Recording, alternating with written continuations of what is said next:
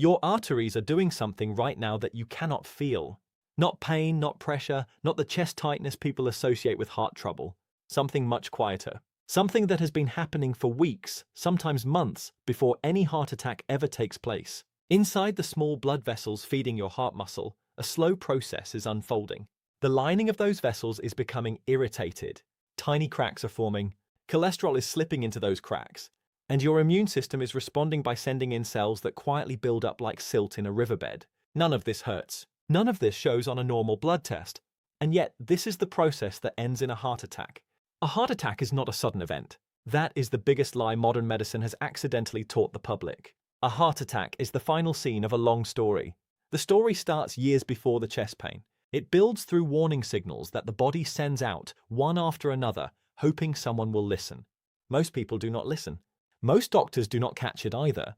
And by the time the ambulance is called, the damage is already done, usually in the form of permanent heart muscle death, a future life on multiple medications, or in the worst cases, no future at all. The problem is that for years, we have been told the warning sign of a heart attack is chest pain that runs down the left arm. Watch for that, we are told. Call an ambulance the moment it appears, except that pain is not a warning. That pain is the heart attack itself happening in real time.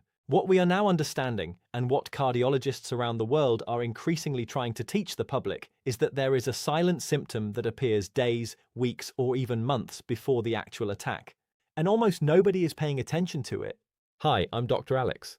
I'm an emergency medicine doctor, and after nearly 10 years working in the A&E, I have lost count of the number of patients who told me, after surviving a heart attack, that they had been feeling something off for weeks beforehand. They just did not know what it meant. And my goal now is to help people recognize these signals before the ambulance ride, before the stent, before the long recovery, to help you live longer, healthier lives in the homes you love. If you are watching this video, you are probably worried about your heart or worried about someone close to you. And I just want to take a few seconds here to make you a promise. I promise to keep creating the most helpful videos I possibly can, grounded in science and the latest research, to help you protect your heart and avoid the diseases I see in the emergency department every single day. And all I ask in return is that you give this channel a chance and hit the subscribe button. If you get to the end of this video and you didn't think it was worth your time, or you have not learned something new, then feel free to unsubscribe. No hard feelings. But if you give me your time and your attention, I will give you everything I have learned from over a decade in medicine. So please help me out. Hit the subscribe button to help this channel reach more people like you. And let's continue with the video. Before we name the silent symptom, we need to understand what is actually happening inside your chest in the weeks before a heart attack. Because once you understand the process, the warning sign starts to make complete sense and you will never miss it again. Your heart has its own blood supply. This sounds obvious, but most people never really think about it. The heart pumps blood to every organ in the body, but the heart muscle itself also needs blood, and it gets that blood from a small network of vessels that wrap around the outside of the heart, called the coronary arteries. These arteries are smaller than you would imagine, about the width of a drinking straw, sometimes thinner, and they are responsible for delivering oxygen to the muscle that keeps you alive every second of every day.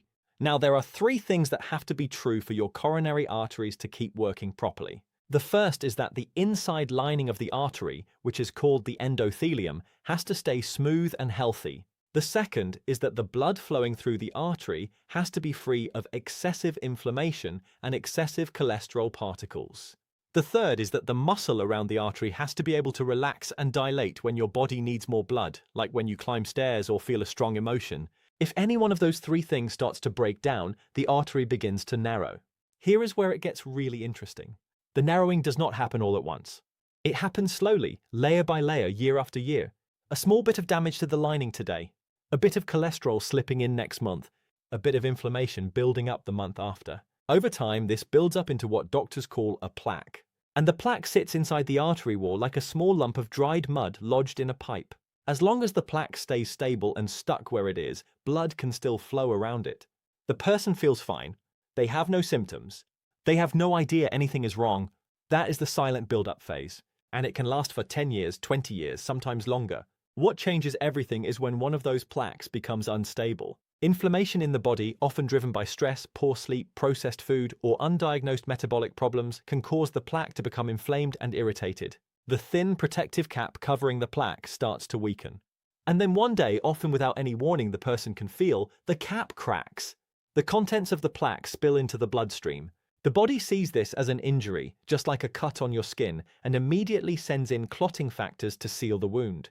Except this wound is inside an artery, and the clot that forms to seal it can grow large enough to block the artery completely.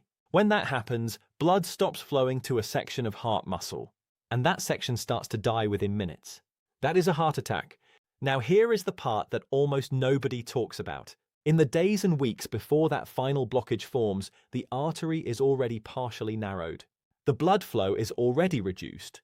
And whenever you do something that asks your heart to work harder, walking up a hill, climbing a flight of stairs, carrying shopping bags, getting upset, even eating a heavy meal, the heart muscle starts to feel the shortage of oxygen, and it sends out a signal, a very specific, very recognizable signal. And that signal is the silent symptom that comes before the heart attack. So let me name this silent symptom explicitly, because up to this point we have been building the case, but I want to make sure this lands in plain practical terms.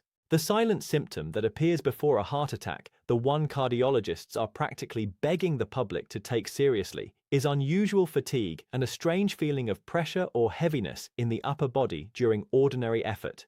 Not chest pain, not crushing tightness, just a vague, hard-to-describe sense of heaviness in the chest, the upper back, the jaw, or the left shoulder, paired with a tiredness that does not match what you have been doing.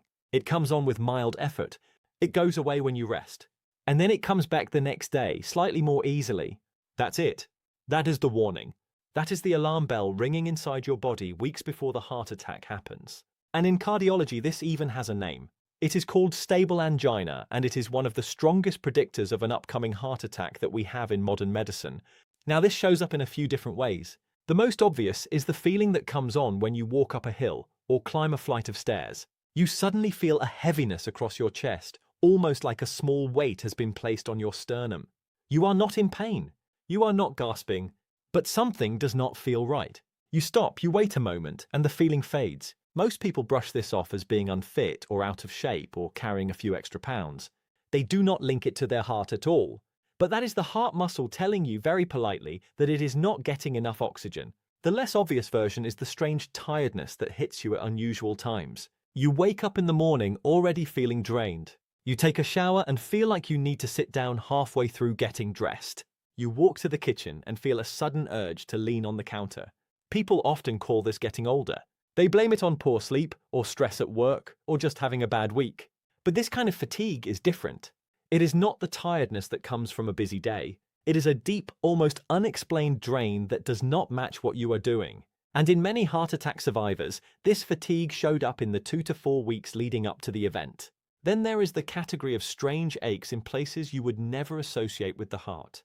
A dull ache in the left jaw, a tightness in the upper back between the shoulder blades, a strange sensation in the left arm that feels almost like the muscle is tired, even though you have not used it. None of these feel dangerous. In fact, they are easy to ignore. People assume it is a pulled muscle or a bad pillow or a long drive. But these sensations are actually the heart sending pain signals through nerves that share pathways with these other parts of the body. The medical term for this is referred pain, and it is one of the most missed warning signs in all of cardiology. Nighttime symptoms are particularly worrying because they tell us the heart is struggling even when the body is at rest. Some people wake up in the early hours of the morning with a strange heaviness in the chest, or a sudden sweat, or an unexplained sense of dread that they cannot quite explain. The chest sensation might last only a minute or two and then disappear. People often assume they had a bad dream or that they ate too late. But when the heart cannot get enough blood at rest, it has officially crossed a line that should never be ignored. That sign demands medical attention within hours, not days. Now, I want to be very direct with you here. None of this is your fault. Heart attacks do not creep up on people because they are lazy or because they have failed at some moral level to take care of themselves. They creep up because modern life was engineered against your biology. The food system was built to be cheap and addictive, not nourishing. The work culture was built to keep you sitting for 10 hours a day. The medical advice you were given for decades focused only on cholesterol numbers while ignoring the chronic inflammation, the silent stress, and the hidden metabolic problems that quietly wear down the inside of your arteries year after year. The system never taught you the early signs. The system never told you that fatigue and a vague chest heaviness during effort were the heart's way of asking for help. So if you have been ignoring these signs, it is not because you did something wrong. It is because nobody ever told you what to look for. So what is the solution? Well, I want to frame this very carefully because I am not advocating for panic. I am not suggesting that every ache and every tired afternoon is a sign of an upcoming heart attack. And I am certainly not suggesting that any single approach is right for everyone. What I am saying is that if you want to protect your heart and catch problems early, then you need to do 4 simple things consistently. And each of these works through the exact mechanisms we just talked about. The first thing is to know your personal baseline. This sounds simple, but it is the single most powerful thing you can do. Pick a flight of stairs you climb often. Pick a regular walk near your home. And pay attention to how you feel during it and at the end of it. Are you noticing more chest heaviness, more fatigue, or more pressure than you used to? If the answer is yes, do not brush it off. Do not blame your age. Do not blame the weather. Write it down and make an appointment with your GP within a week. Research published in the Journal of the American College of Cardiology has shown that patients who reported new-onset effort-related chest discomfort to their doctor and were investigated within 14 days had significantly better outcomes than those who waited until symptoms became severe. The earlier the conversation, the better the outcome. The second thing is to move your body daily, but in a gentle and sustainable way. Walking for 30 to 40 minutes a day at a comfortable pace is one of the most powerful heart protective interventions we have. When you walk, your heart receives a small, repeated, manageable challenge. The blood vessels in your body release more nitric oxide, which is the natural chemical that keeps the lining of your arteries smooth and flexible. This is not about burning calories. This is about keeping the inside of your arteries healthy and resistant to the kind of damage that builds plaques in the first place. Even 10-minute walks after meals, 3 times a day, have been shown in clinical research to lower long-term heart attack risk in older adults. The third thing is to clean up the inputs that quietly damage your arteries every day. And the biggest one by far is ultra-processed food. Ultra-processed food drives chronic inflammation. Inflammation damages the inside lining of your arteries. A damaged lining is exactly where plaques start to form.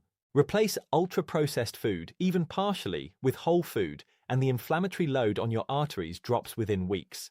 You do not need a special diet. You do not need to eliminate entire food groups. You just need to eat food that looks like food. Vegetables, fruits, eggs, fish, meat, beans, nuts, simple grains. That is the kind of food the human heart was designed to run on.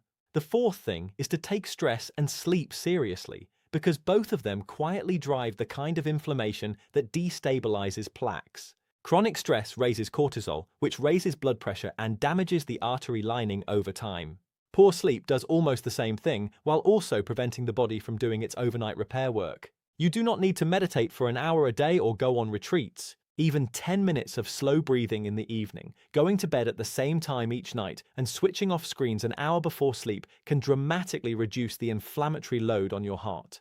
These are small habits with huge long-term returns. Now I want to be very clear that I am not suggesting anyone stop taking their medication without talking to their doctor. It is not safe and it is not something I would ever recommend. But what I am saying is that medication and lifestyle are not opposites. They work better together, and if you have been on heart medication for a while and you are still noticing fatigue or chest heaviness during effort, then it is worth asking whether the underlying drivers, like inflammation, processed food, poor sleep, and inactivity, might be the missing piece of the puzzle. Medication treats the symptom, lifestyle treats the cause. You need both. Let me bring this back to what I see clinically because I think it really helps to ground the physiology in actual patient outcomes. I have had patients arrive in the emergency department in the middle of a heart attack who, when we go back through their story, mentioned feeling unusually tired for 2 or 3 weeks beforehand. They mentioned a strange heaviness when they walked up the driveway. They mentioned a dull ache in the left jaw that came and went. They told a friend, they told a partner, they sometimes even told their GP. But because the symptoms were vague, because nobody felt true chest pain, the warning signs were dismissed. What is remarkable is how completely different the outcome is when these symptoms are caught early. I have seen patients who walked into a clinic, said the words, "I just feel something is not right when I walk uphill," and were investigated the next day. A scan revealed significant narrowing in one of their coronary arteries. A stent was placed. Their lifestyle was adjusted. And they walked out of the hospital weeks later with a heart that had never actually had an attack. That is not luck. That is the result of catching the silent symptom before it became a permanent injury. Heart attack risk is not just a number on a hospital chart. It is a direct measure of how independent you will remain as you age. It determines whether you will play with your grandchildren without worrying. It determines whether you will travel in your 70s or whether you will be tied to a hospital schedule of appointments and medications. It determines whether you will live the next 20 years in your own home, doing the things you love, or whether your life will become a series of careful adjustments around a damaged heart. What is less well appreciated is that the same mechanisms driving heart attacks, chronic inflammation, poor metabolic health, sedentary living, and ultra-processed diets are the exact same mechanisms driving stroke, dementia, kidney failure, and the loss of muscle that leads to falls. These are not separate conditions that happen to occur together by coincidence. They are different manifestations of the same underlying breakdown in how the modern human body is treated. When you protect your heart, you are not just protecting your heart.